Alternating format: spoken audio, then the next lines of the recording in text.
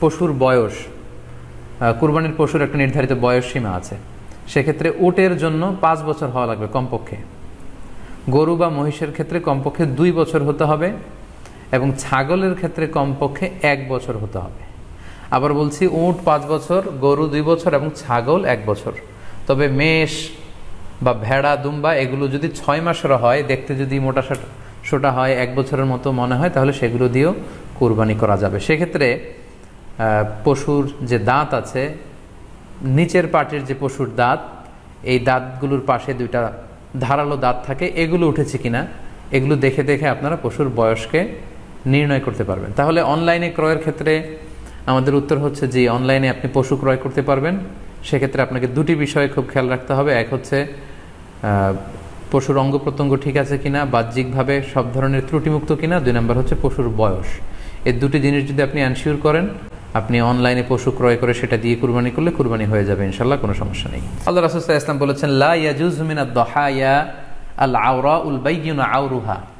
এমন পশু দিয়ে কুরবানি হবে না যেই পশুটা সুস্পষ্টভাবে অন্ধ কানা কোনো পশু দিয়ে কুরবানি হবে না। ওয়াল আরজাউল বাইয়িনু আরাজুহা। খোড়া, কুরবানি যেখানে করা হবে ওই জায়গা পর্যন্ত হেঁটে যেতে পারছে না, মাঠ থেকে বাড়িতে আনা যাচ্ছে না, এরকম খোড়া প্রাণী দিয়ে কুরবানি করা যাবে না। ওয়াল মারিদাতুল বাইয়িনু মারাদুহা। খুব বেশি অসুস্থ, খুবই দুর্বল অসুস্থ প্রাণী দিয়ে কুরবানি করা যাবে না। ওয়াল আজফা উল্লাতি লা তুনকি। এবং এমন বয়স্ক বৃদ্ধ প্রাণী যে অতি বয়সের ভারে এটা নুজ্জ হয়ে গিয়েছে এবং এর হাড্ডির ভেতরে যে মজ্জা শুকিয়ে গিয়েছে, এরকম প্রাণী দিয়েও কিন্তু কুরবানি করা যাবে না। তারপর আমরা সুনানে তিরমিজির আরেকটি হাদিস এখানে উল্লেখ করব। এই হাদিসটিও হাসান পর্যায়ের হাদিস।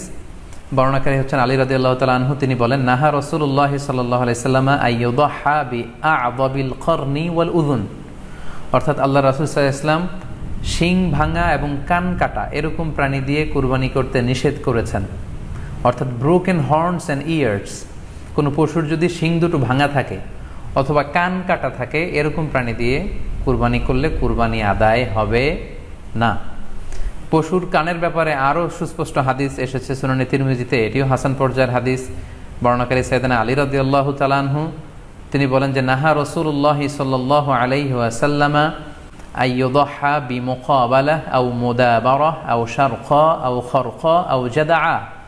অর্থাৎ আল্লাহ রাসূল সাল্লাল্লাহু আলাইহি ওয়াসাল্লাম মুকাবালা মানে এমন প্রাণী যে প্রাণীর কানের সামনের অংশ কাটা, এরকম প্রাণী দিয়ে কুরবানি করা যাবে না। আও মুদাবারা, এমন প্রাণী যে প্রাণীর কানের পেছনের অংশ কাটা, সেটা দিয়ে কুরবানি করা যাবে না। আও শারকা, অথবা কানের মাঝখানে কাটা, 2 দিক ঝুলে আছে, করা যাবে না। আও খারকা, অথবা কানের ভেতরে ছিদ্র, পশুর কানে যদি ছিদ্র থাকে, কেটে যে ছিদ্র হয়ে গিয়েছে, ড্রিলড হয়ে গিয়েছে, সেই প্রাণী দিয়ে কুরবানি করা যাবে না। আও জাদা, অথবা নাক কাটা, এরকম প্রাণী দিয়ে কুরবানি করা যাবে না।